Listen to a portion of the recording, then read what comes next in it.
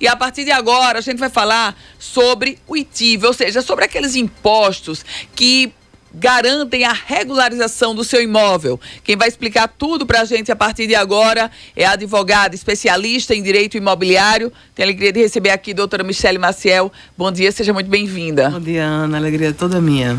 Bom dia aí para os ouvintes da Jovem Pan. Doutora Michele, a Prefeitura de Natal lançou uma campanha ofertando descontos no chamado ITIV e com o objetivo, com o foco na regularização de imóveis. A primeira pergunta é: como é que acontece a regularização de um imóvel? O que é preciso fazer para a gente considerar um imóvel regular? Tá. O que acontece muitas vezes, Ana, na verdade, na maioria das vezes, é que as pessoas acabam comprando imóvel e fazendo apenas um contrato, não efetivando a sua escritura pública. E assim esse imóvel acaba ficando irregular. E um dos principais motivos era exatamente o valor da taxa de imposto de ITIV e o valor de taxas cartorárias. Então, a partir do momento em que você compra um imóvel e fica apenas com um contrato, aquele famoso contrato de gaveta, seu imóvel está irregular, o que é a realidade de mais de 50% de imóveis no Brasil. É 50%? 50%. Uma taxa recente, 50% dos imóveis no Brasil são irregulares. Então, muitas vezes pelas taxas, muitas vezes pelos valores, muitas vezes porque as pessoas simplesmente acreditam que tendo contrato de compra e venda estão protegidas e não estão. E no caso da Prefeitura de Natal, ela lançou essa campanha chamada ITIV Natal. O que é o ITIV, doutora Michele? O ITIV é um imposto de transmissão de propriedade. O que significa isso? Toda vez que você compra um imóvel, quem está comprando tem que pagar, no caso, ao ente municipal, o imposto dessa transação. Tanto para compra, como para permuta, outras transações como dação em pagamento. Então, quando há, vamos dizer assim, negócios de venda de imóveis, esse imposto, ele incide. E no caso da Prefeitura de Natal, ela diz o seguinte, que é para regularizar o imóvel, mas o pagamento do ITIV já, com esse pagamento do ITIV, o imóvel já é regularizado ou não? Não. Na verdade, ele está tentando reduzir o primeiro entrave, que é o pagamento do imposto. Então, em realidade, a ideia é que se regularize através de uma escritura pública. Portanto, há uma redução do ITIV e há uma redução também de taxas no cartório. O imóvel só fica regularizado com a escritura pública. Doutora Michele, eu tenho inclusive informações agora, ontem, para ser precisa, foi divulgado um trabalho, uma notícia por parte do Executivo da Capital, dizendo que 580 solicitações em 15 dias. E esse número já realça o que a senhora trazia.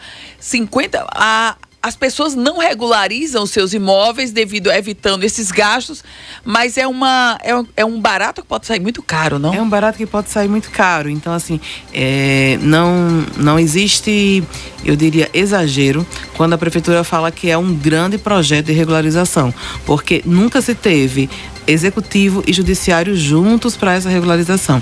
Você ter um imóvel irregular sai muito caro. Sai caro porque você pode ter problemas de regularização no evento de morte sucessório. Sai caro porque você não consegue colocar um bom valor de venda nesse imóvel. Então, o imóvel irregular é exatamente isso. É esse barato aí que sai muito caro ao final.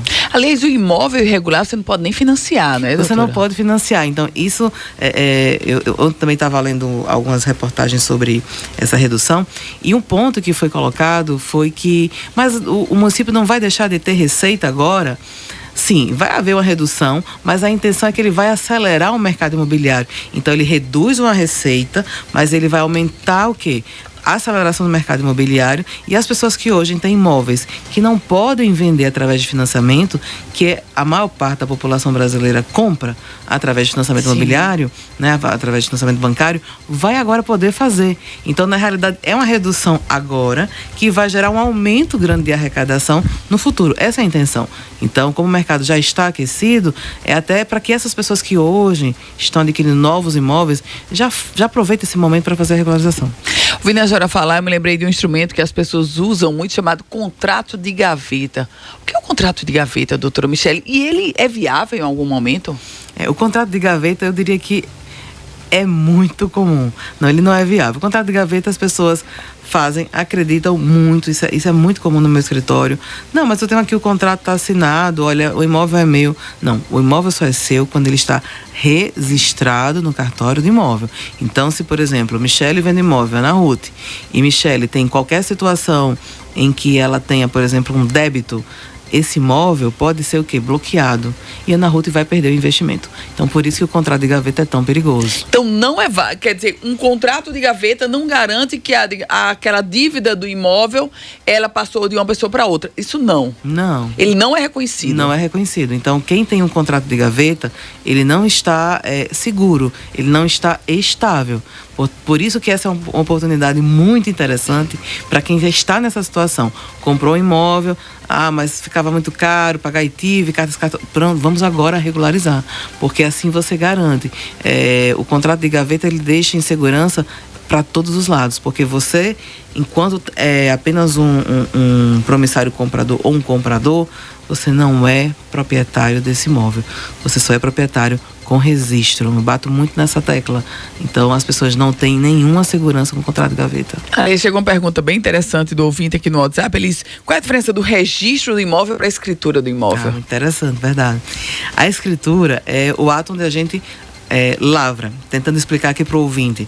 A gente vai ao cartório, vamos fazer uma simulação de uma compra. Eu comprei um imóvel, vou ao cartório e digo, comprei aqui este apartamento e quero fazer escritura. Primeira coisa que ele faz, ele vai comunicar à prefeitura para gerar o ITIV. Sim, por isso que o primeiro fato. É o primeiro fato. Por isso que as pessoas não chegam nem nesse primeiro momento.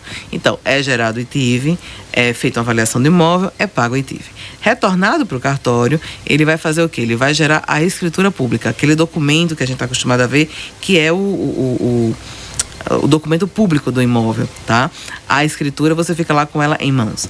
Após a escritura, naquele mesmo ato, é feito um registro, é uma matrícula verbada lá no livrinho do cartório, que aquele imóvel que era de Michele passou para Ana Ruth. Então a diferença é, quem tem a escritura e não tem registro, não tem propriedade. Quem tem a escritura e não tem registro, esqueça. Esqueça. Tanto que a escritura, você pode lavrar ela em qualquer lugar do Brasil. Eu posso estar no Rio Grande do Sul comprando imóvel do Rio Grande do Norte e lavar a escritura lá. Mas se eu não fizer o registro aqui no cartório competente do meu imóvel, é a mesma coisa, acredite, de um contrato de gaveta. Porque é apenas um documento bonito na minha mão, mas que não tem validade, porque não tem registro. Tem que ter, e aí o registro é de acordo com o local do imóvel, aí tem um cartório, não é isso, doutora? Cada imóvel, ele tem a sua competência. Então, isso é um outro ponto que eu chamo sempre atenção. Cuidado, procure sempre saber, através de uma certidão de registro, aonde este imóvel está registrado, porque é lá onde você deve fazer a escritura de preferência, se não, pode fazer em outro local sem problemas, mas o registro tem que ser feito na competência do imóvel. Doutora Michele, Rubem Félix, ele manda uma pergunta e diz o seguinte, é muito caro para essas custas para a regularização do imóvel? Tem-se uma estimativa de percentual, doutora Michele? Digamos, quanto mais caro o imóvel, mais cara também a regularização? Sim, porque são percentuais. Então, por exemplo, no caso do ITIV, o percentual, a alíquota que a gente chama é 3%. Hoje, a gente está com a redução aí de até 60%, ou seja, fica 1,2% para imóveis até 350 mil. Então está muito bom. De 350 a 700 mil, a redução está de 50%. E esse percentual, ele é aplicado lá na redução do cartório. Só que lá não são percentuais, são taxas fixas. Então, o que é caro barato? É difícil lhe falar assim, o que é caro barato. Mas é claro que quanto mais alto for o valor do imóvel, mais alto sairá a sua regularização, né? Porque é uma taxa progressiva, tanto no cartório, quanto, assim, a alíquota no caso do ITIV, ela é fixa, mas no que você vai aumentando o valor do imóvel, obviamente o valor fica mais alto do imposto. Esse tipo de incentivo da prefeitura é até para aquelas pessoas que fizeram, digamos, inventários e não regularizaram seus imóveis, não é, doutora Michele? Sim, há também essa situação de muitas pessoas que têm seu imóvel, até acontece de ter, por exemplo, conseguiram fazer um inventário, conseguiram concluir, fizeram uma venda, e aí nesse caso estou falando do comprador mesmo, daquela pessoa que foi lá e a gente chama de cessão de direitos, segurou a cessão e não regularizou. Então também é o momento de se fazer isso. Doutora Michele Maciel, especialista em direito imobiliário, advogada especialista em direito imobiliário. Doutora Michele, muito obrigada. Excelente manhã para a senhora. Eu que agradeço, Ana.